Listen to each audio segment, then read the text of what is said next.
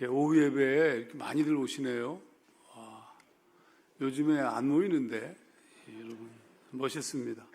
오늘 제가 여러분과 같이 나눌 얘기는 큐티에 대한 얘기를 우리 목사님이 강의를 부탁하셔서 말씀 설교 비슷한 큐티 강의가 될 것 같아요. 제가 한번 물어보겠습니다. 혹시 큐티를 하고 계시나 모르겠는데 큐티를 하고 계신 분 한번 손 좀 들어봐 주세요. 오, 예상외로 계시네요.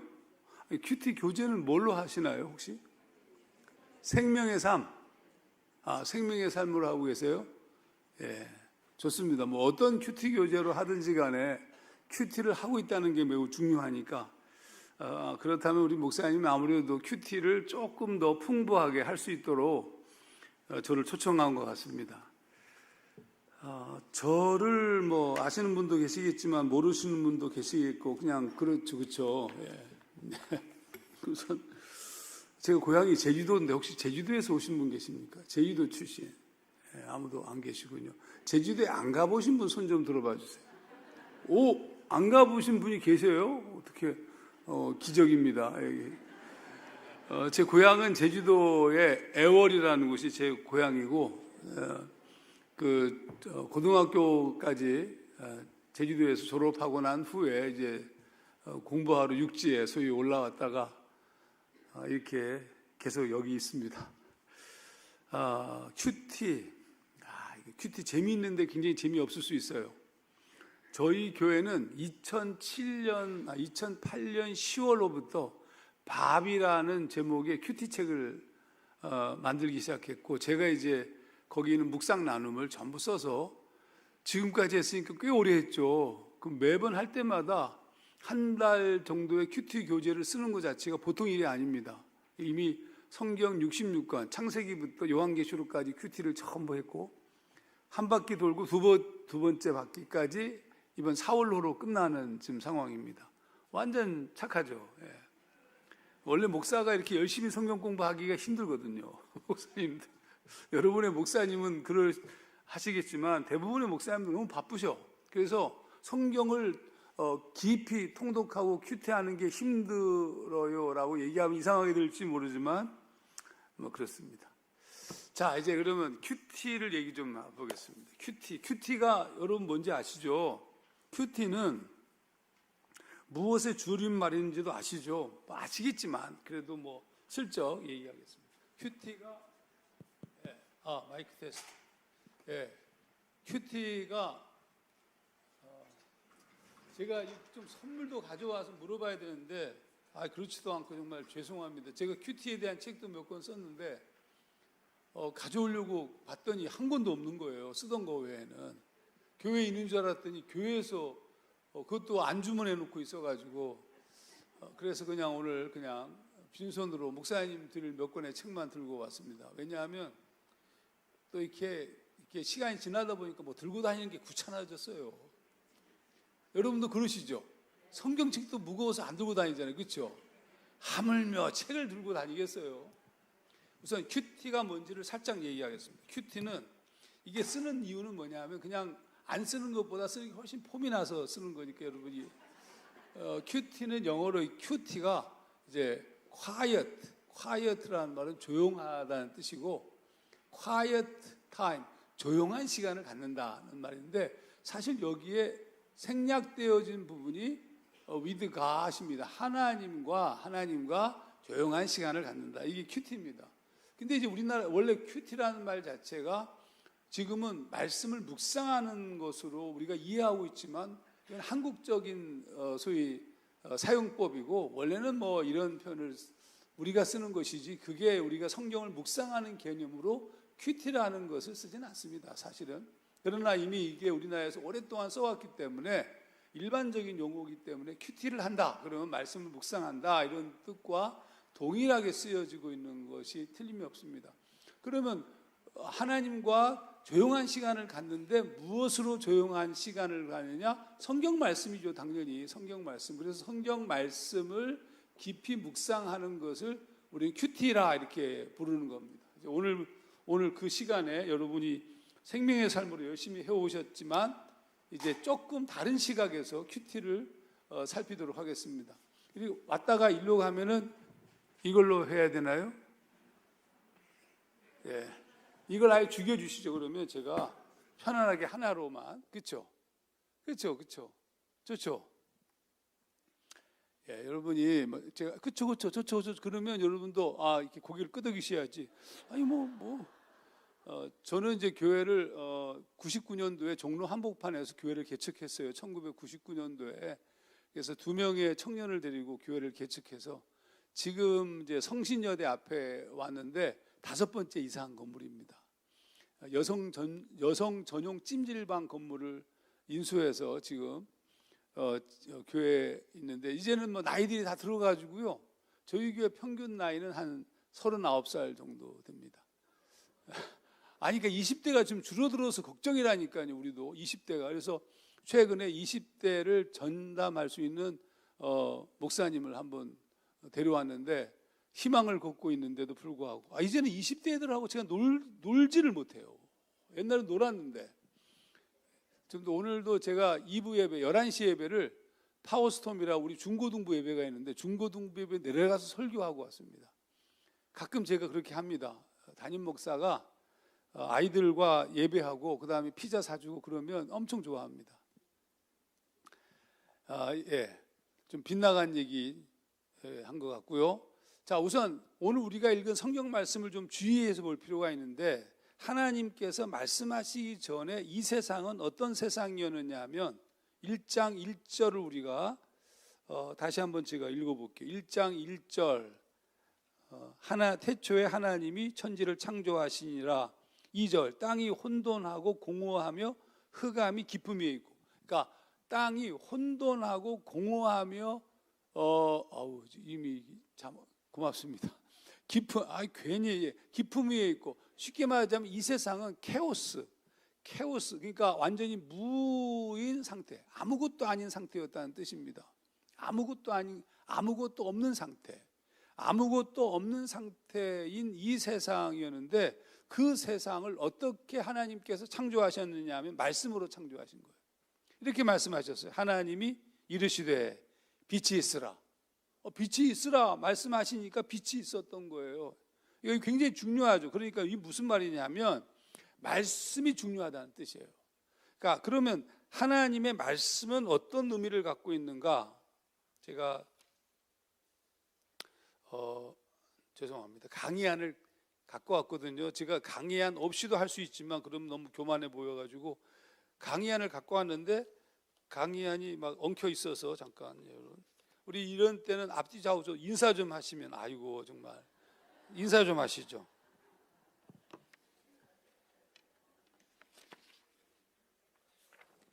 예. 죄송합니다. 이게 어디 간 거요? 예, 드디어 찾았습니다. 너무 낭만하지 마십시오. 하나님께서 공허와 혼돈, 흑암, 케오스의 세상에 하나님이 말씀하시자 무슨 일이 벌어졌냐 하면 놀랍게 질서가 생긴 거예요. 그러니까 빛이 생기고 바다에 또 땅에 육지에 하늘의 모든 것들이 다 하나님께서 말씀으로 창조하셨어요.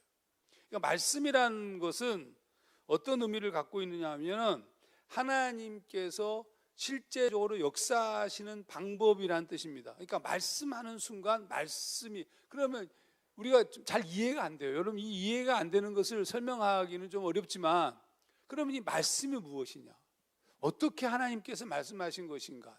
잘 우리가 알 수는 없지만 한 가지 분명한 것은 창세기 언어로 얘기하면 하나님이 말씀하시자 그 말씀이 실제로 실현되었고 무에서 있는 것이 창조되었다는 뜻입니다. 그러니까 하나님께서 이와 같이 행위하신 것은 굉장히 중요하죠. 그럼 우리 인간은 뭐냐? 인간은 여러분 2장에 인간을 창조하신 이야기 자체가 1장과 2장에 나오는데, 특히 1장 하나님께서 27절에 자기 형상대로 인간을 창조하셨다라고 말씀하시지만 자세하게 창조에 대한 2장의 기록은 이렇게 쓰고 있습니다. 2장 7절 여호와 하나님이 땅의 흙으로 사람을 지으시고 생기를 코에 불어넣으시니 사람이 생명이 된지라, 이렇게 말씀하셨어요. 그러니까 여기서 흙이라고 번역되어진 단어는, 히브리어 단어는 어떤 뜻이냐면 먼지, 티끌이라는 뜻입니다. 그러니까 먼지와 티끌이라는 개념은 아무것도 아닌 존재라는 뜻이에요. 아무것도 아닌 존재인데 거기에 하나님이 말씀하시고 숨을 불어넣으시자 소위 생명, 인간이 되었다는 뜻입니다.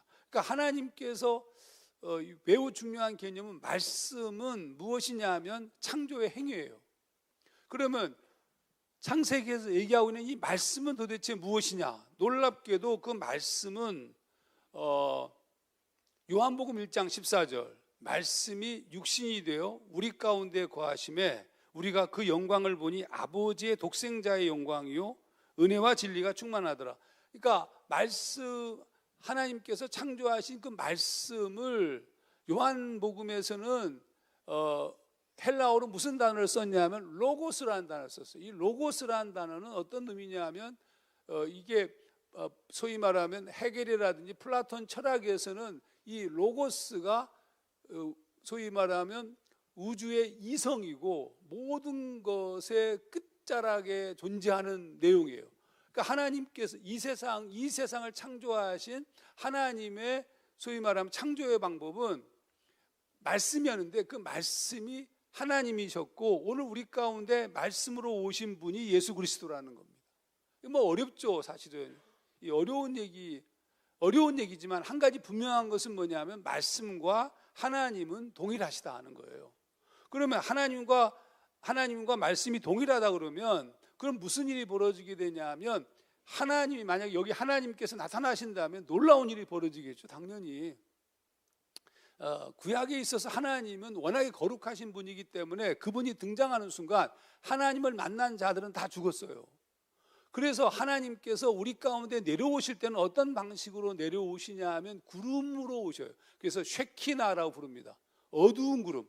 출애굽기에 보게 되면 왜 모세가 하나님께 시내산으로 올라가 가지고 거기서 그 돌비, 그러니까 십계명을 받는 장면이 나오잖아요. 근데 그 자세히 읽어보시면 모세가 어디로 가냐면 흑암 가운데로 들어간다고 표현해요.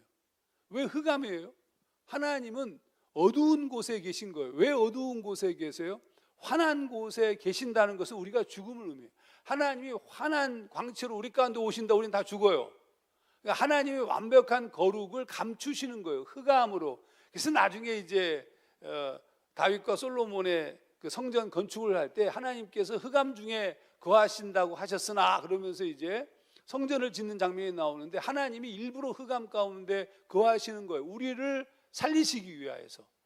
그러니까 하나님이 이처럼, 그러므로 하나님께서 드러나게 되면 놀라운 사건이 벌어질 수밖에 없어요. 하나님의 현존은, 하나님의 현현은 그거 자체로 역사예요. 그러면 하나님과 동일하신 분이, 우리가 요한복음을 읽어보면 말씀이시잖아요, 말씀. 그 말씀이 로고스이고 로고스이신 분이 예수 그리스도란 말이에요. 그러면 하나님의 말씀이 우리 가운데 들어서는 순간, 지금 예수 그리스도가 우리 가운데 없지만, 육신으로는 보이진 않지만 그 말씀이 또한 하나님이시기 때문에 오늘 우리 말씀이 우리 가운데 거하는 순간 그 말씀은 놀라운 역사가 일어날 수밖에 없는 거예요.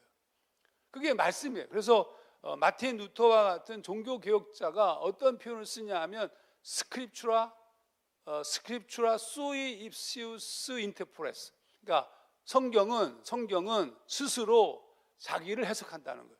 그러니까 말씀은 스스로 해석하는 거예요. 우리의 위험한 부분 중에 하나가 무엇이냐, 우리가 해석하는 거예요.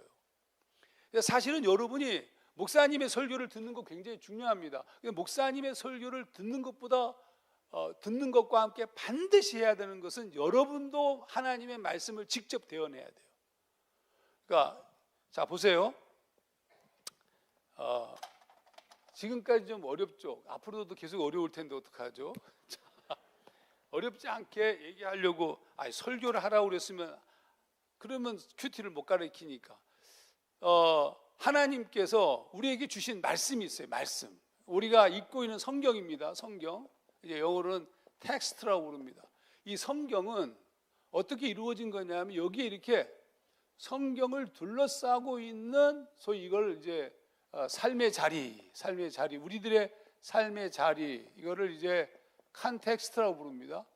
그러면 신약 성경만 얘기하더라도 지금부터 2000년 전에 쓰여진 책이에요. 그러면 여러분 2000년 전이면 우리나라는 무슨 시대인지 혹시 아세요? 단군 고조선 시대예요. 모르셨나요? 조선 시대가 아니에요. 그때는 문자도 있었을까요? 우리나라에? 그러니까 쉽게 말하자면 이 오랜 시간 동안 말씀이 우리 가운데 올 때 어떻게 온 거냐면 2000년 전의 삶의 컨텍스트에서 말씀이 들어온 거예요. 그럼 오늘 우리가 성경을 읽을 때 성경의 본문은 어떻게 구성되어졌냐면 2000년 전의 삶의 자리에서 쓰여진 거예요. 이게 무슨 말인지를 잘 이해를 못 하시는 분들을 위해서 한 가지 예를 살짝 들게요. 여러분 옥동자 아시죠? 옥동자. 여기 연세들이 있으니까 옥동자 알 것 같아요. 옥동자가 뭐예요? 정말 어려워. 그러니까 얘기해 주세요. 옥동자가 뭐예요? 무슨 뜻이에요? 옥동자? 옥동자 하면 무슨 소리가 들어요? 아유 이번에 저기 따님일까 손자일까 모르겠는 손녀가 애를 낳는데 옥동자요. 그러면 권사님 기뻐요, 즐거워요? 기뻐요. 기쁘고 즐겁죠. 근데 이게 30대 아이가 들으면 어떻게 생각할까요? 기뻐요, 즐거워요? 기뻐요, 슬퍼요? 잘 모르시는군요. 30대 애들이 들으면 엄청 실망해요. 이거 여러분 지금부터 약 10년 전만 하더라도 굉장히 유명한 개그 콘서트의 프로그램이 있었는데 거기에 개그맨 이름이 옥동자야. 완전 못생긴. 그러니까 완전 못생긴 옥동자. 그러니까 그 당시 그것을 보고 있던 아이들, 그 세대에게 아이를 낳았는데 옥동자예요 그러면 엄청 낭망해요. 하지만 우리 권사님, 우리 장로님들의 연세가 되신 분들에게 있어서 옥동자는 너무 예쁘고 너무 소중한 아이라는 뜻이에요. 그러니까 무슨 얘기냐면 옥동자라는 단어 자체가 어떤 컨텍스트에서 쓰여지느냐에 따라서 그 시대가 어떻게 이해하느냐에 따라서 말씀 자체가 다른 의미를 갖는다는 뜻이에요. 그럼 성경에 2000년 전에 쓰여진 이 말씀이 2000년 전 컨텍스트에서 쓰여진 거라고요. 그 2000년 전 컨텍스트에서 쓰여졌기 때문에 본문을 그냥 우리 시대의 문자로 그냥 읽으면 안 돼요. 어떤 것들은 해석이 필요하다. 그래서 목사님이 필요한 거예요. 목사님이 해석해 주시는 겁니다. 그러니까 무조건 목사님에게만 맡겨야 돼요. 하지만 목사님에게 큐티를 한다는 것은 목사님에게 맡기지 않고 나도 묵상한다는 뜻입니다. 이거 왜 중요하냐면 목사님께서 설교하실 때 목사님은 오늘 목사님이 가지고 있는 삶의 정황, 당신이 배운 지식, 당신이 갖고 있는 삶의 자리, 그리고 그 교회의 컨텍스트에 맞게끔 설교를 하기 때문에 본문 자체가 원래 의미에서 지나치게 발전된 내용일 수도 있다는 뜻이에요. 그러니까 성경을 읽을 때 매우 중요한 것은 이 말씀을 삶의 자리의 말씀을 이거 해석해야 돼요. 해석해서 이 부분들을 일단 배제하고 이 말씀을 끄집어내어서 본래적 의미가 무엇이냐, 오리지널 의미가 무엇이냐를 찾아낸 후에 우리가 살고 있는 컨텍스트로 집어넣어서 밖으로 빠져나오는 것이 오늘 우리가 하는 설교이고 우리가 묵상하는 내용이어야 한다는 뜻이에요. 그러면 여러분이 큐티를 할 때는 굉장히 어렵죠. 왜 어려우냐면 그 시대의 삶의 자리에서 쓰여진 말씀을 그냥 읽으면 안 돼. 그래서 이제 옆에 있는 소위 말하면 묵상 자료가 필요하고 목사님의 설교도 필요하고 목사님께서 가르치시는 것도 꼭 필요한 거예요. 그렇다 할지라도 여러분이 의식하면서 말씀을 읽어야 된다는 거예요. 그냥 맹목적으로 읽고 맹목적으로 그냥 받아먹는 것이 아니라 여러분도 소위 말하면 말씀을 읽는 눈을 키워야 된다는 뜻입니다. 이게 오늘 여러분과 같이 얘기하고 싶은 내용이에요. 그러니까 그렇게 성경은, 여러분 놀랍게도 성경은 어떤 책이냐면 성경은 그 말씀의 의미를 찾기만 하더라도 폭발해요. 왜냐하면 말씀은 하나님이시기 때문에 말씀이 드러나면 우리는 무조건 변화돼요. 우리가 왜 변화되지 않습니까? 말씀이 안 드러나는 거예요. 내 마음대로, 내 뜻대로, 내 생각대로 내가 살고 있는 환경에서 말씀을 그냥 해석해 버렸어요. 그러니까 말씀이 안 보여요. 이거 굉장히 심각한 얘기예요. 자, 예를 하나 들어볼게요. 성경 그대로 읽는 순간 성경 자체가 놀랍게 역사가 일어나는 것인데, 예를 하나 들면 요한복음 20장을 보게 되면 어떤 장면이냐면, 요한복음 20장에 예수님께서 부활하신 다음에 제자들에게 나타나시는 장면이 20장에 나와요. 유대인들을 두려워해서 문을 닫았는데 예수님께서 그곳으로 들어오신 거예요. 그 다음에 제자들을 만나고 도마를, 근데 그 자리에 도마가 없어서 도마를 위해서 엿새 후에 다시 나타나서 도마를 만나요. 그때도 제자들을 만났습니다. 그러니까 예수님이 당장 거기서만 보더라도 요한복음 20장에 두 번 만나요. 두 번 제자들을. 요한복음 21장은 베드로와 제자들이, 도마와 베드로를 비롯한 제자들이 디베라바다는 갈릴리오스, 디베라바다, 게네사라토스 다 같은 이름이에요. 단지 지역에 따라서, 그리고 유대인들이 부르는가 헬라인이 부르는가 어떤 지역에 있느냐에 따라서 이름이 달리 불릴 뿐이지 같은 갈릴리 호수입니다. 근데 거기 예수님께서 오셨어요. 제자들이 밤새도록 고기를 잡았어. 고기를 잡았는데 못 잡았단 말이에요. 근데 예수님께서 이렇게 물어요. 얘들아 좀 잡았냐? 이렇게 물어보니까 없다고 그래요. 없다고. 그물을 배 오른편에 던져라. 거의 막 비몽사몽간에 새벽에 밤새도록 고기를 잡았는데 고기를 못 잡은 제자들이 그냥 비몽사몽간에 그물을 던져놓는데 그물에 그냥 꽉 찰 만큼 고기가 잡혀요. 그 유명한 153마리 아닙니까? 150. 아시죠? 모나미 사장이 그 150 넘어가겠습니다. 153마리를 잡아가지고, 그랬더니 요한이 옆에 있다가 베드로 보고 예수다, 주님이시다. 그 베드로가 주님인 줄 알고 그냥 대충 옷 들쳐 입고 물속으로 풍덩 뛰어 들어가가지고 예수님께 찾아오시니까 예수님께서 말이죠, 조반을 준비하고 계신 거 아닙니까? 떡과 고기를 굽고 계시는 거. 예수님이 베드로가 얼마나 뻘쭘하겠어요. 미안하기도 하고. 예수님께서 자, 니네들이 잡은 고기도 좀 가져와라. 구워가지고 같이 밥 먹는 장면이 나와요. 와서 조반을 먹자. 밥을 먹으면서 혼도 내지 않고, 그 다음에 밥을 다 먹고 난 다음에 물어요. 요한의 아들 시몬아, 네가 나를 사랑하느냐? 이거 잘 아는 얘기죠. 뭐라고 대답해요? 베드로가 그렇습니다. 제가 주님을 사랑합니다. 얘기해요. 와우, 완전 강심장이야. 이게 보통 인간은 이런 말 못해요. 아니, 보통 인간이 이런 말 할 수 있습니까? 제가 정확하게 읽을게요. 요한의 아들 시몬아, 네가 이 사람들보다 나를 더 사랑하느냐 하시니 이르시되 주님 그러하나이다. 내가 주님을 사랑하는 줄 주께서 아시나이다. 완전 뻔뻔해요. 여러분 이거 뻔뻔하죠? 아니 뻔뻔하잖아요. 왜 그래요? 이거 여러분이 잘 몰라서 그런데 뻔뻔한 거예요. 왜? 베드로가 예수님과 함께 겟세마네 동산으로 갈 때 자기가 예수를 절대로 부인하지 않겠다고 큰 소리 빵빵 쳤어요.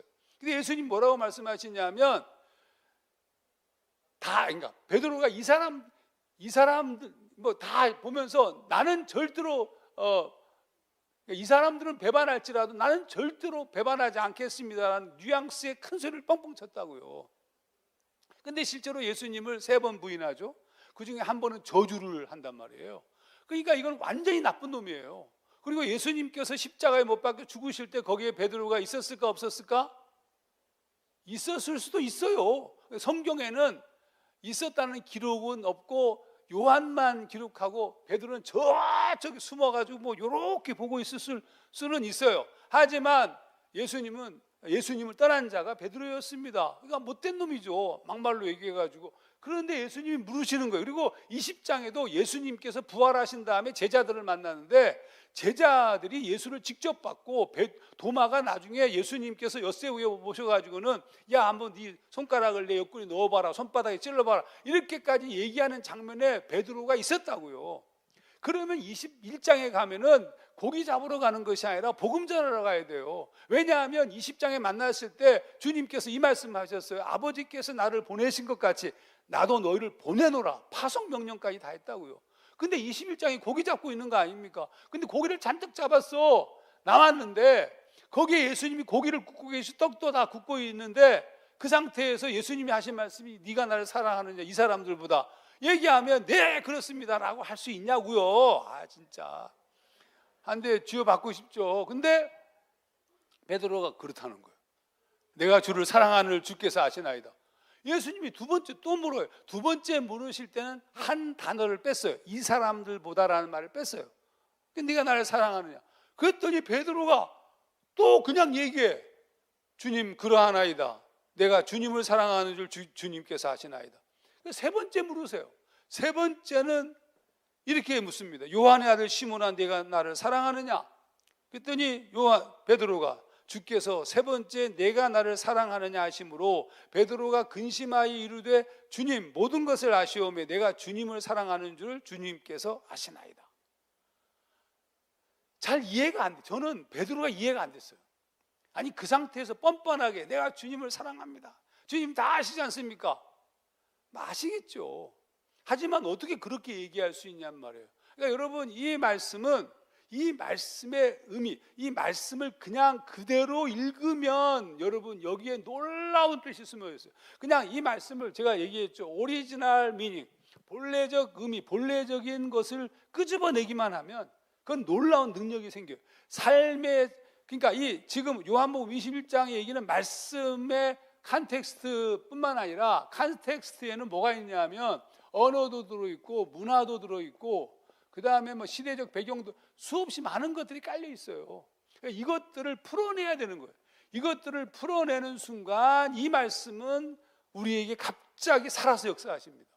그러면 도대체 여기는 그건 무엇을 풀어야 됐을까? 거기 매우 중요한 부분이 제가 92년도에 이제 미국으로 유학을 가요. 시카고에 있는 트리니티라는 신학교에 들어갔는데 거기에 이제 그 신약 요한복음을 읽는 헬라어 성경 원문을 가지고 읽는데 이 부분을 읽게 됐어요. 이 부분을 읽는데 갑자기 제가 막 전율이 오는 거예요.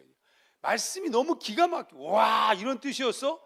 그래서 제가 이 말씀을 듣는 순간 다른 해석이 하나도 필요 없이 그냥 말씀을 읽는 것으로 그냥 제가 무너졌습니다.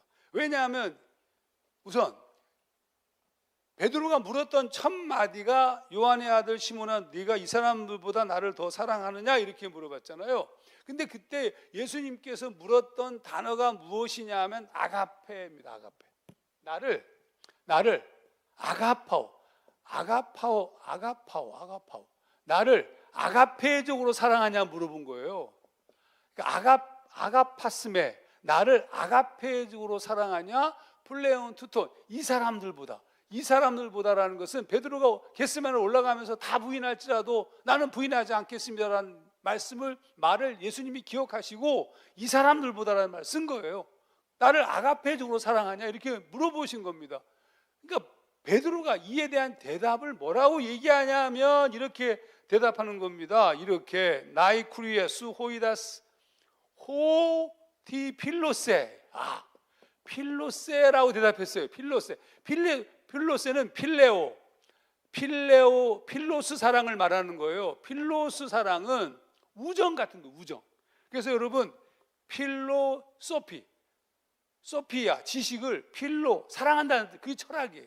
필로소피아, 그러니까 베드로가 주님이 너 나를 아가페적으로 목숨을 버리는 그 기막힌 사랑으로 나를 사랑하니라고 물어본 거예요. 그러니까 베드로가 내가 아가페적으로 사랑합니다 대답한 것이 아니라 내 사랑하긴 사랑하지만 제가 그렇게 사랑하던 소리를 쳤지만 제 사랑은 고작 우정 정도의 사랑입니다라고 얘기한 거예요. 이게 그러니까 이해가 되잖아요.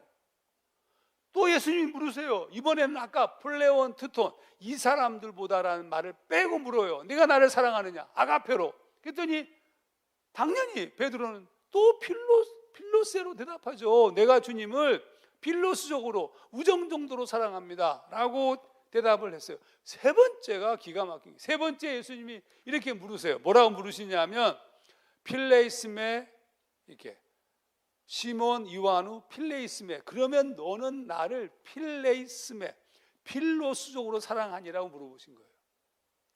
두 번은 계속해서 반복해가지고 아가페로 물으시던 예수님께서 세 번째 물으실 때는 필로스, 그러면 우정 정도의 사랑으로 나를 사랑하냐라고 물어보신 거예요. 그랬더니 베드로가 너무 심각하잖아요. 성경에는 근심하여, 성경에는 이렇게 썼어요.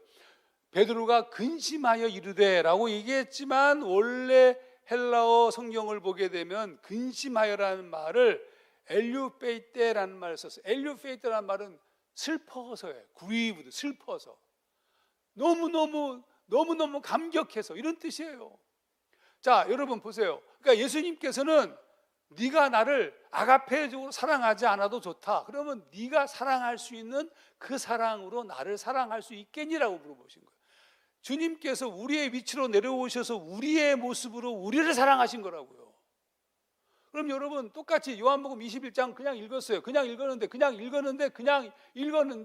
우리가 알고 있었던 얘기가 아니라 그 말씀을 잘 해석하고 분석하여서 전하는 순간 여러분 다른 예화가 아무것도 필요 없어요. 그냥 그렇게 풀어낸 것만 가지고 은혜로 온 거예요.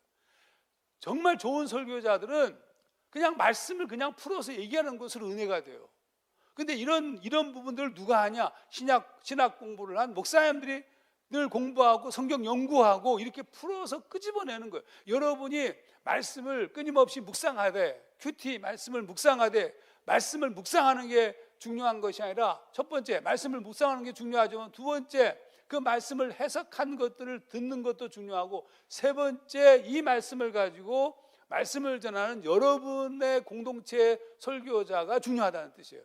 왜 그러냐면 말씀은 항상 삶의 자리, 컨텍스트가 있어야 되는데 이 말씀을 해석한 다음에 여러분의 컨텍스트로 여러분의 목사님들이 집어넣고 끄집어 나온 것이 여러분의 주일, 수요일 설교거든요. 그러니까 말씀은 우리 안에 드러나는 순간, 말씀이 제대로 이렇게 드러나는 순간 무조건 은혜예요. 그러니까 하나님의 말씀은 그 말씀 자체가 사건 자체이기 때문에, 그래서 성경에 보게 되면 성경에 변화된 사람들, 또 성경만이 아니라 역사 속에서 변화된 사람들의 공통적 특징이 뭐냐? 한 말씀의 사람들이었어요. 한 말씀으로 다 변해. 제가 거기다 살짝 썼는데, 우선 거기 예를 좀 하나 들어볼게요. 거기 태양이는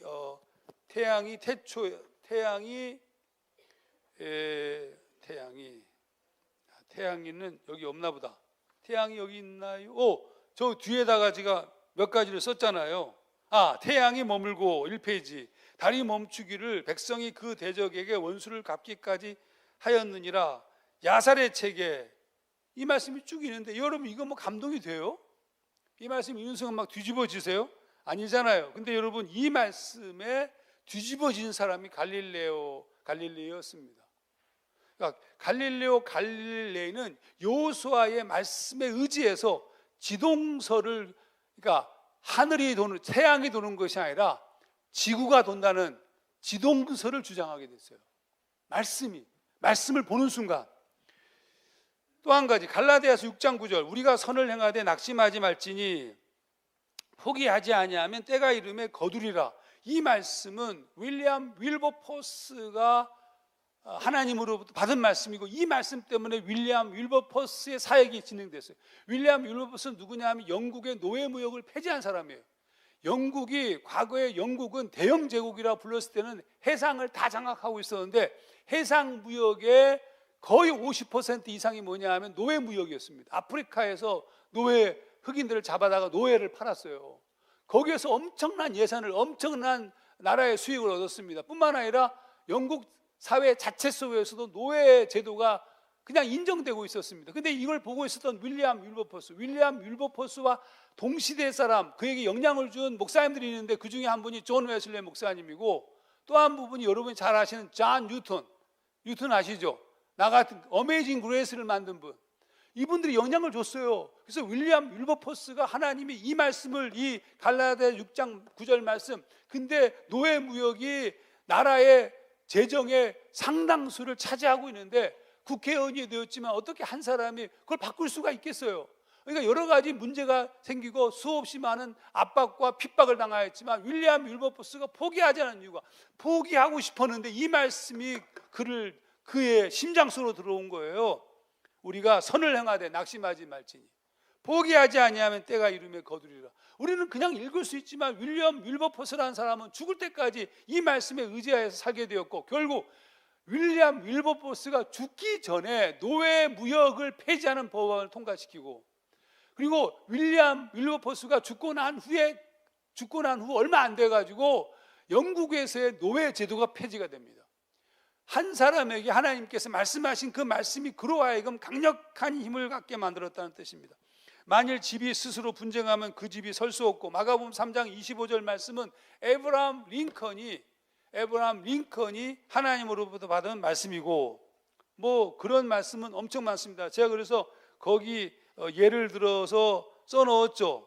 많은 구절들을 다음 페이지에 보면 써놨습니다. 이게 전부 하나님께서 한 말씀을 주심으로 그 말씀이 그들을 움직인 거예요. 하정환 목사에게도 있을까요? 당연히 있죠.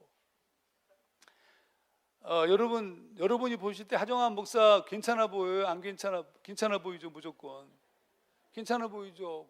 공부도 잘했을 것 같고, 좋은 집안에서 정말 좋은 부모님 밑에서 바르게 잘 큰 것처럼 여러분 느끼실지 모르지만 절대로 아닙니다.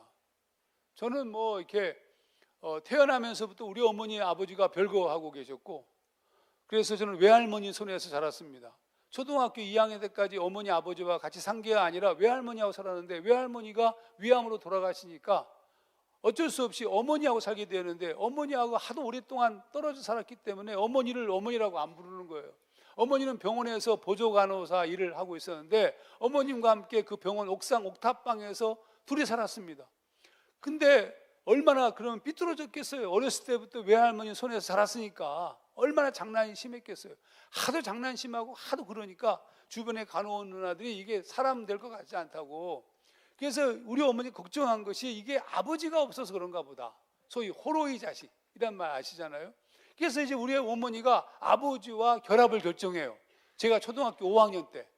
근데 그때 우리 아버지가 술 중독자의 한정치산 선고를 받은 완전한 폐인이었어요. 근데 우리 어머니가 저 때문에, 예수 믿지 않던 때 얘기입니다. 그래가지고 이제 우리 아버지하고 결합했는데 매일 아버지는 술을 먹고 매일 와서 폭력을 휘두르는 거예요. 그러니까 저를 때리는 게 우리 어머니를 때려요. 다 부셔요, 또 그렇게. 그 다음에 아침에 일어나면 또 다 고쳐요. 이게 뭐 우리 어머니가 얼마나 고생했겠습니까? 한 1년 정도 정성껏 치료하고 간호하고 그동안 모아뒀던 다 쓰고 약 먹고, 드디어 1년 좀 넘어서 아버지가 술을 끊으셨습니다. 너무 좋잖아요. 그래서 이제 평범한 가정을 이루었나 보다 한 1년쯤 지났는데, 1년쯤 지난 제가 중학교 2학년 되던 1월 13일 날 새벽 2시경에 우리 아버지가 심장마비로 급사하셨어요. 그때 39살. 우리 어머니도 39살. 여러분, 39살에 과부가 된, 가난하고 가진 것도 없고 아무것도 없어요. 그러니까 이제 우리가 새빵, 그때는 이제 결합하면서 새빵을 살고 있었는데, 새빵집 주인이 교회 집사님이셨는데 그러지 말고 교회식으로 장례하라고, 돈도 없는데. 우리 어머니가 교회식으로 장례를 치렀어요.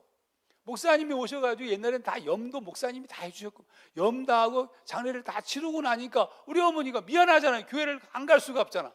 그래서 2월 달에 있었던 부흥회, 첫 열매 부흥회였어요. 첫 열매 집회에 참여했는데 그때 성령 체험을 한 거예요.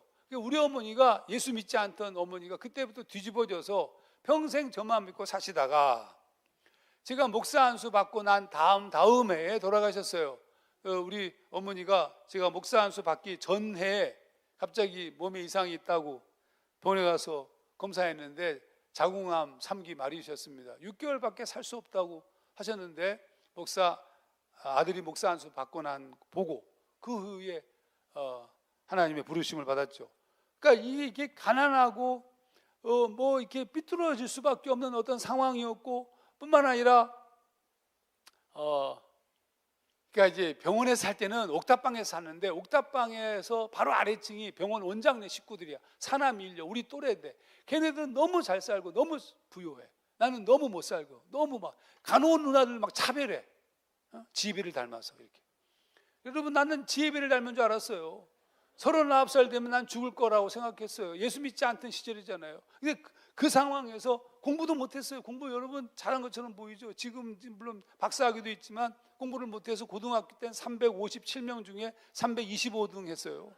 공부 못했어요. 공부도 못하고 그래서 가난해서 우리 어머니가 돌아가실 때 어머니가 살던 제주도 집을 처분했는데 전셋집인데 전세금이 얼마냐면 300만 원이었어요. 300만 원. 여러분 아무것도 없는 집안, 가진 것도 없고 아무것도 없고 아무것도 없어. 여러분 그러면 이렇게 삐뚤어진 하정환이라는 존재가 하나님의 은혜로 고등학교 2학년 때 수련회 가서 예수를 믿기로 결정한 거예요. 그런데 여러분 예수를 믿으면 다 됩니까? 죄송합니다. 예수 믿으면 다 되지 않아요, 여러분. 와우. 아니 우리는 착각하고 있는 게 예수만 믿으면 다 되는 줄 알아. 다 안 돼. 왜 그러냐면 안 되는 게 더 많아. 에베소서 말씀을 보게 되면 유혹의 욕심을 따라 썩어져가는 구습을 쫓는 옛사람이라는 표현이 나오는데 우리 존재가 옛사람이에요. 옛사람이라는 말은 여러분 그냥 옛날 사람이라는 뜻이 아니고요. 영어로 표현하면 old self예요. old self. 그러니까 old라는 말은 오랫동안 늙었다는 거예요. 39살이면 39년이 쌓인 것을 말해요. 그게 old예요. old.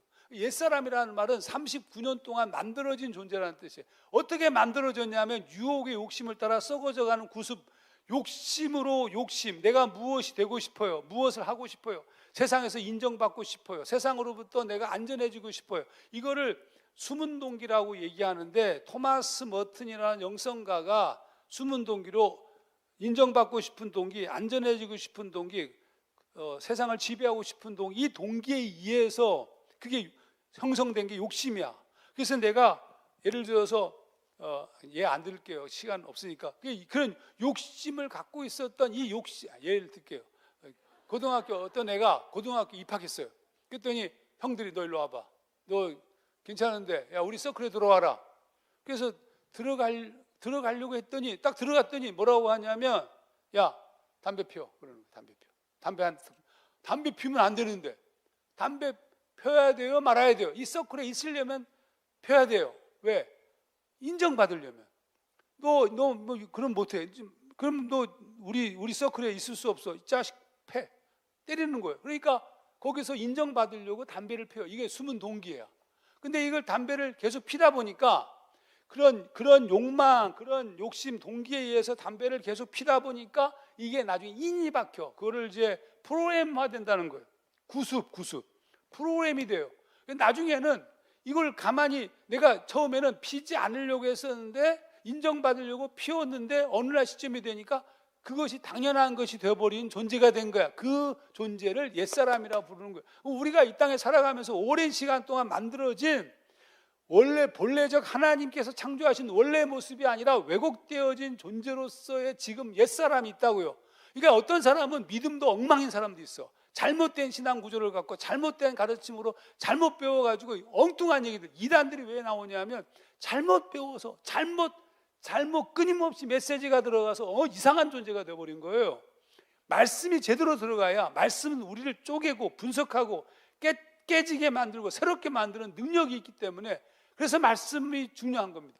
근데 하정환 목사가 이렇게 만들어진 옛사람이라는 것은 자동적으로 움직여. 자동적으로. 그러니까 목사가 됐어. 아니 신학교 들어갔어. 신학교 들어가 전도사. 근데 너무 힘든 거예요. 하정환을 이기는 게 너무 힘들어요, 여러분. 너무 힘들어. 내 안에는 욕망, 악한 생각, 나쁜 습관, 좋지 못한 태도 이런 것들이 다 들어있어요, 여러분. 그러면 어렸을 때부터 그렇게 잘하는데 그게 뭐 예수를 딱 믿는 순간 딱 이렇게 되는 게 아니오. 여러분의 자녀들이 수련회 가가지고 뒤집어졌어. 그리고 확 변하는 경우는 없어요. 그냥 정체성이 변하는 것이지 그들이 살아왔던 삶의 old self가 바뀌는 것이 아니라고요. 그러니까 이게 나를 너무 괴롭게. 그래서 내가 이제 목회를 계속하는데 야 내가 목사를 계속해도 될까? 이 정도야. 내 안에 막 나쁜 생각과 더러운 생각이 너무 많아. 야, 내가 이거 뭐 이렇게 가증한 마음을 가지고 설교하면 어떤 때는 막 위장해야 되잖아. 어머, 여러분 안녕하세요. 죽이고 싶은데 이런 내가 막 싫은 거예요, 여러분. 안 싫겠어요. 하종환 목사가 너무 힘들었는데 어느 날 2007년 이제 목회 그만해야겠다 이런 마음을 먹었어요. 교회는 계속 부흥했어요. 교회는 계속 부흥하는데 2007년에 목회를 그만해야 되겠다 이런 마음이 들 정도로 내 자신이 너무 부끄러운 거죠. 그때 읽은 말씀이에요. 로마서 7장. 나는 이 말씀 읽으면서 막 펑펑 울었어요. 로마서 7장 19절. 내가 원하는 바 선은 행하지 아니하고 도리어 원치 아니하는 바 악을 행하는도다.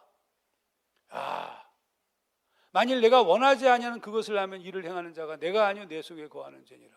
내가 원하는 바 선은 행하지 않고 도리어 원하지 아니하는 바 악을 행한다. 그러니까 바울이 원하는 것은 선한 거, 하나님께서 보시기에 아름다운 것을 행하고 싶은데 실제로 행하고 있는 것은 악을 행하고 있단 말이에요. 내가 원하는 것은 뭐예요? 선이란 말이죠. 근데 그걸 행하지 못하고 악을 행하고 더러움을 행하고 있는 자신을 보는 거예요. 근데 그러니까 이게 마치 법칙이야. 법칙.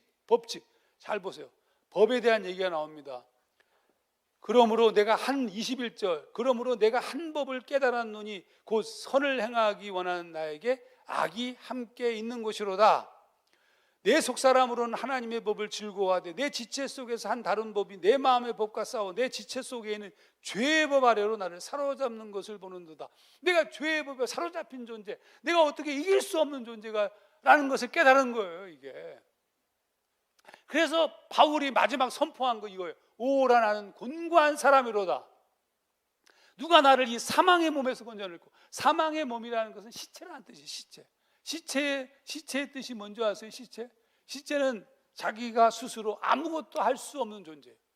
시체는 혼자 밥을 먹을 수도 없고, 시체는 일어서서 걸을 수도 없고, 시체는 그냥 시체야. 바울이 얘기한 게 이거예요. 난 시체다. 누가 나를 건져낼 수 있을까? 이런 고백을 한 겁니다. 근데 이 얘기가 막 읽는 순간 너무 감동이 드는 거예요. 이 얘기가. 왠지 아십니까? 이 로마서가 언제 쓰여진 것이냐면 바울의 3차 전도여행의 끝자락에 쓰여졌어요. 3차 전도여행의 끝자락이라는 말은 바울이 소위 말하면 영적으로 보자면 거의 성화 단계의 사람이었다는 뜻이에요. 근데 그때 이 고민을 하고 있는 거예요. 이 고민을. 하종환 목사도 이렇게 고민하고 있는데 갑자기 바울이 너무 고마워지는 거예요. 와우! 바울이 고마워! 하나님께서 나를 지금 참고 계시다는 사실을 알게 됐어요. 하나님은 오래 참으신다고. 오래. 언제까지? 우리가 온전해질 때까지 오래 참으시는 거예요. 바울을 향해서도 베드로를 향해서도 오래. 하나님이 저한테 이 말씀을 주시는 순간 제가 그때부터 그럼 하나님 제가 다시 해보겠습니다. 그게 더 치열하게 수련하고 더 치열하게 몸부림치고 하나님 보시기에 합당한 존재가 되기 위해서 끊임없이 노력했다는 거 아닙니까? 지금 요 모양 요꼴이 된 것은 다 그런 것의 과정을 거쳤지 어느 날 갑자기 뿅? 아니요, 여러분 오해하지 마세요. 뿅 하는 것은 신분의 변화일 뿐이에요. 예수를 믿고 변화된 것은 신분의 변화예요. 마치 이거를 바울은 고린도서에서 양자라는 표현을 썼어요. 어답트 하는 거예요. 어답트. 내가 죄된 존재, 더러운 존재, 죽어 마땅한 존재인데 하나님께서 우리 예수 믿는 우리를 어답션 하신 거예요. 양자로 삼으셨어요. 양자로 삼았지만 원래 이 거지 새끼는 계속 거지 새끼의 습관을 가지고 있는 것일 뿐이에요. 양자가 되었다고 거지가 공부 못한 것이 아무것도 없는 것이 그냥 더러운 성격이 변합니까? 금방 안 변하죠. All the self인데 이때부터 무엇이 필요하냐면 아버지 하나님의 은총에 힘입어서 하나님 아버지의 뜻을 따라 살기 위한 끊임없는 수도적 삶을 사는 것이 우리의 신앙생활인 거예요. 여러분 대충 예수 믿고 복 받고 잘 먹고 잘 사는 것으로 만족하면 안 돼요. 하나님의 계획이 있다고요. 그 계획에 맞춰서 여러분 열심히 추구해야 된다는 뜻이에요. 할렐루야. 자, 이제부터 본론 강의는 매우 빠르게 할게요. 저는 원래 이래요. 원래 청년 사역자들, 제가 지금도 청년 목회자라고 얘기하는데 청년 사역자들의 특징이 뭐냐? 그냥 정신없이 막 얘기하다가 길을 잃는 거예요. 그래서 이제 원본을 갖고 있고, 여러분 제가 지금 제 나이, 이미 여러분 뭐 제 나이를 대충 짐작하시겠지만 제 나이를 정확하게 말하기 위해서 염색을 안 하는 겁니다. 제 나이는 지금 이제 아시는 것처럼 국민연금 이미 받고 있고 지하철 공짜로 타고 다니는 나이입니다. 꽤 들었죠? 근데 이렇게 정신이 없어요 아직도. 여러분, 자, 그럼 말씀을 어떻게 읽는지를 큐티를 하는 매우 중요한 방법 1. 침묵 기도입니다. 빨리 얘기할게요. 침묵 기도. 아까 얘기했잖아요. old self, 옛사람. 오랜 시간 동안 만들어진 이게 문제예요. 그러니까 말씀을 읽을 때도 어떻게 읽냐면 필터링해서 읽어요. 그러니까 내가 마치 까만색 선글라스를 낀 사람은 모든 사물을 까맣게 보는 것처럼 우리 안에 이미 오랜 시간 동안 만들어진 올드 셀프의 옛사람의 눈으로 성경을 보기 때문에 성경 자체가 왜곡되어서 읽어요. 그래서 첫 번째 해야 될 것은 무엇이냐 하면 침묵을 통한 옛사람을 벗기는 거. 이걸 주님은 누가복음 9장 23절에서 자기 부인이라는 표현을 썼어요. 아무든지 나를 따라오려거든 자기를 부인하고, 자기를 self denial. 배웠죠? 옛사람 old self, 오랜 시간 동안 만들어진 self 나를 부정하라는 거예요. 이게 저는 침묵입니다. 침묵이라는 것은, 침묵하면 여러분 한번 집에서 한번 해보세요. 침묵을 하면 오만 가지 잡생각이 다 떠올라요. 그 떠오르는 생각들을 하나씩 호흡에 실어서, 저는 이제 주님 하면서 호흡에 실어서 생각들을 버리고, 그 다음에 나를 불쌍히 여기십시오 이렇게 기도하는, 이게 침묵 기도예요. 이거 굉장히 기본적인 것인데 뭐 그냥 이런 것이 있다는 것만 아시고, 그냥 무조건 성경 막 읽지 마시고, 무조건 막 그냥 막 남편하고 막 싸우고 뭐 애하고 막 싸우고 이놈의 자식아 막 그런 다음에 대초에 이렇게 하지 마시라는 거예요. 이미 막 분노가 싹 터가지고 말씀 있는데 우와 말씀을 막 읽다 보니까 막 이게 지금 말이지 이 어머니의 말씀이 말이지, 이게 하나님의 말씀을 가진 내가 빛이 있으라 하니까 빛이 있으라 하신 말씀이 이루어졌으니까 저놈의 자식 팍 다리나 부러져라 이렇게 하면 안 된다는 거예요. 그래서 우선 하나님 앞에 나를 맡기는 기도로서의 침묵에, 이걸 수동적 기도라고 부릅니다. 통성기도 굉장히 중요한데, 통성기도는 내 의식에 있는, 내가 생각하고 있는 것을 기도하는 것이고, 침묵기도는 생각하지 않은데 무의식의 영역까지의 모든 것들이 밖으로, 그건 죄, 더러운 것도 다 있거든요. 그걸 끄집어내서 나를 깨끗하게 하고 정결케 하는 작업이 반드시 필요하다. 말씀을 읽기 전에 반드시 침묵기도를 한다. 한 5분이라도 꼭 하셔야 돼요. 그 다음에 두 번째, 말씀을 읽기예요. 말씀을 읽기. 이걸 제가 거기다 렉시오라고 썼습니다. 렉시오는 읽는데 어떻게 읽는 거냐면 듣기 위해서 읽는 거예요. 그냥 막 읽는 것이 아니라 들으면서 읽는 거예요. 들으면서 읽는다는 말은 무슨 뜻이냐면, 제가 예를 들어 볼게요. 여러분에게 나눠드린 유인물 중에 제가 잠언서 말씀을 아마 넣었을 겁니다. 잠언서 말씀을 제가 읽어볼게요. 천천히 잠언서 말씀, 다윗의 아들, 이렇게 읽으면 안 돼요. 더 천천히. 다윗의 아들, 이스라엘 왕 솔로몬의 잠언이라. 여러분 잘 들어보세요. 읽는데 제가 읽고 있는 것을 내 귀로 듣고 그 다음에 생각하면서 읽어야 되는 거예요. 그냥 막 읽는 것이 아니라. 첫 번째, 소리를 내지 않아도 그렇게 천천히 읽어요. 말씀, 하나님 저에게 말씀해 주세요라고 얘기하면서 천천히 읽는 겁니다. 자, 천천히 읽는 것이 매우 중요해요. 이게, 그러니까 저는 처음에 성경을 읽을 때 이렇게 읽었어요. 창세기부터 읽어 내려가는데 보세요. 이렇게 읽는데 태초에 하나님이 천지를 창조하시니, 제가 이게 눈으로 보고 있죠. 그 다음에 귀로 듣고 있죠. 그 다음에 손으로 짚었어요. 손으로. 태초에 하나님이 그러면서 생각을 해요. 그런 다음에 그러니까 오감을 다 사용하는 거예요. 눈으로 보고, 귀로 듣고, 입으로 말하고, 손으로 만지고, 먹건데 먹을 수도 있어요. 그런 느낌으로, 그런 간절함으로 읽는 거예요. 이게 첫 번째. 그동안 여러분 막 읽던 태도에서 이제는 생각하면서 천천히 읽는 겁니다. 그러면 그 다음에 벌어지는 일이 뭐냐? 읽어 내려가는데 갑자기 어느 한 구절이 내 마음에 올 수 있어요. 어느 한 구절이 이상하게 마음에 다가와요. 혹은 더 깊게 읽어져요. 그래서 만약에 읽다가 내 마음에 다가온 말씀, 여호와를 경외하는 것이 지식의 근본이오늘이라는 말이 다가왔어요. 그러면 여호와를 경외하는 것이 지식의 근본이오늘의 밑줄을 쭉 끊는 거예요. 성경을 읽을 때도 마찬가지. 읽어 내려가다가 이 말씀이 나한테 다가와. 그러면 그게 어떤 때는 나쁜 말씀도 있고 저주의 말씀도 있을 수 있어요. 그렇지만 그 밑에 밑줄을 쫙 꺼요. 밑줄 긋기. 이게 읽기의 가장 기본입니다. 두 번째, 세 번째죠. 세 번째는 묵상입니다. 묵상. 이거를 이제 메디타치오라고 부르는데, 그러면 이 내게 다가온 그 말씀을 저희는 뭘 시키냐면 쪽지 묵상을 시킵니다. 쪽지 묵상은 명함 크기의 종이에다가 내게 주어진 그 말씀을 적습니다.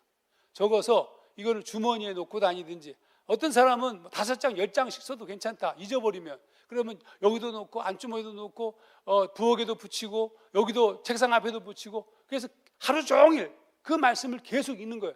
몇 번 정도? 10번, 20번, 30번, 100번 읽는 거예요. 계속. 여러분, 읽는다는 것은 무슨 뜻이냐면 그 말씀을 반복해서 묵상한다는 뜻이에요. 놀랍게도 제가 얘기했죠. 말씀은 스스로를 해석한다고. 근데 그 말씀이 나에게 말을 걸어와요. 이게 중요해요. 말씀이 나에게 말을 걸어오는 느낌이 들어와요. 여러분이 이제 경험해 보시면 알아요.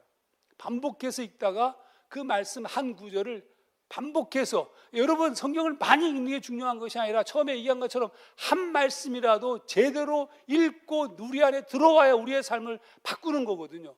그러면 이 묵상을 통해서 말씀이 제가 예를 들었어요. 그 다음에 보시면 말씀 묵상하기 지났죠. 그 다음이 뭐냐? 그 다음이 오라치오예요. 오라치오는 기도입니다. 기도. 세 번째, 기도, 오라치오. 이렇게 말을 달리하는 이유는 이걸 렉시오 디비나 큐티라고 불러요. 오라치오는 묵상되어진 말씀으로 기도하는 거예요. 거기 제가 예를 하나 써놨습니다. 한번 보시죠. 잠언서 우리가 1장 1절에서 7절을 묵상했어요. 근데 묵상하다 보니까 묵상했던 말씀, 여호와를 5페이지 상단에 여호와를 경외하는 것이 지식의 근본이거늘. 이걸 계속 묵상하니까 무슨 생각이 들었냐면 기본적으로 이 사실을 알지 못한다. 그래서 언제나 하찮게 여기는 것이다. 나는 어떻게 말씀을 대하는가? 하나님을 아는 것을 어떻게 여기는가? 이런 깨달음이 왔단 말이죠. 근데 이 말씀에 대한 그러니까 내가 그동안 말씀을 여호와를 경외하는 것이 모든 독서, 모든 읽기, 모든 성경 연구, 모든 설교 듣기의 근본이라는 뜻이에요. 근데 내가 그동안 말씀을 너무 함부로 듣고 너무 흔해 빠지게 그냥 내가 원하는 것만 듣고 그냥 내 마음대로 했던 것들에 대한 회개가 이루어졌어요. 그래서 이 말씀에 대한 이런 깨달음이 묵상이 되니까 말씀의 응답으로서의 기도, 오라치오는 이렇게 쓴 거예요. 하나님, 나의 천박한 영성을 용서하옵소서. 당신 알기를 사모하는 것보다 세상에 깊이 빠진 삶을 용서하옵소서. 주님, 당신을 더 알기 원합니다. 이런 기도문이 나왔다는 거예요. 그러니까 저희 교회 청년들에게는 무엇 시키냐면 그 쪽지가 있는데 그 쪽지 앞에다가는 내가 한 말씀을 썼다면 그 뒷면에다가 하나님께 내가 깨달은 기도문을 쓰는 거예요. 뒤에. 그러니까 여러분, 기도는 무엇이냐? 지금까지 우리 기도는 우리가 기도하잖아요. 우리가 원하는 거 기도하고. 여러분, 기도는 언제나 상호적이어야 됩니다. 기도를 대화라고 얘기하는데, 대화라는 것은 너와 내가 서로 왔다 갔다 대화해야 돼. 나 혼자만 얘기하는 건 대화가 아니에요. 우리는 그동안 우리만 일방적으로 기도했어요. 왜 일방적으로 기도해요? 들리지 않으니까. 들려야 그것에 대한 내 대답이 또 다른 의미의 기도라는 뜻이에요. 오라치오는 말씀을 깊이 메디타치오, 묵상하다가 그 말씀이 깨달아지면 그 깨달은 내용을 기도문으로 바꾸는 것이 오라치오 기도예요. 그러면 당연히 다섯 번째 찾아오는 것이 컨템플라치오, 쉼, 하나님의 평화가 오고, 여섯 번째 이것에 대한 결단으로 프락시오, 행동하는 겁니다. 자, 이게 이제 큐티의 매우 중요한 요소예요. 굉장히 쉽죠? 굉장히 쉬워요. 쉽다고 생각해야 돼요. 그렇지 않으면 어려워요. 자, 다시 복습. 오랜 시간 동안 만들어진다. 이 못된 나. 말씀을 읽어도 목사님이 설교를 딱 하는데 설교하는 것도 내 마음대로 해석해가지고 목사님 그렇게 설교했죠? 아니 뭘 그렇게. 아니 그냥 나 욕했잖아요. 이거 언제? 그런 경우가 허다하게 많아요. 허다하게. 왜 그러냐면 이미 자기 머릿속에 박혀있는 생각이 있어요. 이 생각으로 또 여러분의 뭐 유튜브니 뭐 등등을 통해서 하도 이 설교 저 설교 잔뜩 들어가지고 본문에 대한 여러분 나름대로 생각이 딱 잡혀있다. 목사님이 설교를 하는데 이 목사님의 말씀을 옳고 그름을 분별하지 못하니까 그냥 제 생각이 옳은 줄 알고 목사님 그거 잘못됐어요. 그거 뭐 왜 이렇게 설교하세요? 헛소리도 하고 그러거든요. 그러니까 굉장히 중요한 것은 여러분이 여러분 안에 있는 오랜 시간 동안 만들어진 잘못된 교훈, 생각, 죄, 더러움 이런 모든 것들을 부정하는 침묵의 훈련을 놓치지 마셔야 돼요. 그리고 그 단계 이후에 말씀을 읽되 말씀을 들으려고 하나님 나에게 무슨 말씀을 하고 계세요? 어떤 말씀을 나한테 하고 싶으신 거예요? 이런 간절한 마음으로 천천히 말씀을 읽어 내려가다가 마음에 뜨거움이 오거나 마음이 내 간절해지면 그것을 밑줄을 치고 그 밑줄 친 말씀을 요절 같은 거죠. 친 것을 따로 적어 놓고 계속 반복해서 읽는 거예요. 하나님 이 말씀을 통해서 저에게 하고 싶은 말씀이 무엇인가요? 끊임없이 이걸 묵상이라고 불러요. 원래 묵상은 소가 여물을 되새김한다는 뜻이에요. 끊임없이 되새김, 끊임없이 하다 보면 그 말씀이 나에게 막 찾아오기 시작해요. 그 말씀의 뜻이 나에게 막 보이기 시작해요. 그 보이는 것에 대한 나의 응답이 기도예요. 그걸 기도문으로 쓰는 거예요. 야, 이게 너무 쉽죠? 생명의 삶 안 하는 사람 창세기 1장부터 읽어 내려가 보세요. 천천히. 나 요한계시록까지 이렇게 읽어야겠다. 창세기 1장부터 천천히 읽어 내려가면서 말씀이 다가오면 거기에 빨간 색연필로 쫙 긋고 종이를 꺼내가지고 거기다가 그 말씀을 적고 그 다음에 이걸 주머니에 넣고 하루 종일 묵상하는 거예요. 하루 종일. 그건 언제나 할 수 있잖아요. 일을 하면서도 잠깐 짧은 구절이니까. 그러면 보는 것만으로도 하나님이 나에게 말씀하셔요. 이게 익숙해지면 나중에 천둥처럼 말씀하세요. 저는 막 이 말씀, 저는 우리 교회에서 설교를 저만 해요. 왜? 하나님이 늘 말씀하시는데 다른 사람, 다른 부목사님들한테 설교를 줄 수가 없어. 그래가지고 우리 교회 부목사님들은 전부 다 오늘처럼 이제 이렇게 제가 파워스톰 중고등부 예배 내려가면 하지 못해요. 저는 주일날 설교 두 설교를 해요. 하나는 강해 설교를 하고 하나는 영화 설교를 합니다. 둘 다 제가 다른 설교문이야. 수요 예배 제가 설교하고 새벽 예배도 저만 설교하고. 그럼 우리 교인들은 우리 부목사들은 언제 해요? 못해요. 그 장로님들이 어느 한 분이 목사님 그래서 부목사님들을 설교를 시켜야 되지 않습니까? 그래서 제가 이렇게 얘기했어요. 설교가 너무 하고 싶은 사람 전데요. 그리고 나는 정말 설교를 잘하잖아요. 뿐만 아니라 난 이제 은퇴하면 저 사람들이 다 설교할 텐데 지금 난 강단을 포기할 수 없어 이렇게 저만 해요. 자, 근데 요즘에 제가 많이 좀 유해져 가지고 새벽 예배를 좀 나누었습니다. 새벽 예배를 우리 부목사님들한테 이렇게 나눠주고 그러니까 월요일, 화요일, 수요일 각기 다른 부목사님들하고 저는 목금만 하고 이런 이제 아량을 요즘 좀 베풀고 있습니다. 머지않아 은퇴하니까 은퇴한 다음에 너희들 마음껏 설교해라 이렇게. 여러분 하나님의 말씀은 살아 있습니다. 그 말씀이 여러분 가운데서 역사하실 겁니다. 걱정할 거 하나도 없습니다. 그러면 걱정할 것은 뭘 걱정해야 될까요? 당연히 말씀을 묵상하지 아니하고 내 마음과 내 뜻과 내 생각에 지배를 받아 사는 것을 걱정하셔야 됩니다. 그리고 하나님의 말씀이 없는 삶을 사는 것을 걱정하셔야 됩니다. 제가 마지막으로 한 말씀 하고 마치겠습니다. 제가 예전에 지금부터 한 15년 정도 전인 것 같아요. 상판리에 예전에 그 상판이라는 곳에 그 장광영 목사님이 하던 트레스디아 골든 트레스디아스가 TD가 있었어요. 근데 그 참여하기 위해서 제가 이 청평 가도를 그때 제 차가 프라이드였습니다. 그걸 몰고 쫙 가고 있었는데 청평 하늘산 기도원 가기 전에 거기서부터 직선 도로로 쫙 나 있어요. 거기를 한 시속 70km 이상으로 달리고 있었는데 멀리 빨간불이 딱 켜져 있길래 제가 악셀을 떼고 속도가 그럼 자동적으로 점점 줄어들잖아요. 점점 줄어들면서 한 60 정도까지 갔을 때 거기에 신호등이 파란불로 탁 바뀌는 거예요. 제가 경험적으로. 천천히 가고 있어서 60km 정도까지 가는데 파란불이 딱 바뀌었어요. 그래서 악셀을 밟는 순간에 갑자기 강변 쪽에서 차 한 대가 팍 날라온 거예요. 완전 100% 그 사람 잘못. 난 잘못 없어. 근데 제 차가 프라이드인데 그 차의 옆구리를 들이받았어요. 정확하게 말하면 옆구리가 아니라 운전석을 들이받았어요. 30m인가 몇 미터를 차가 밀려났다고. 제 차는 완전히 찌그러져서 폐차되고.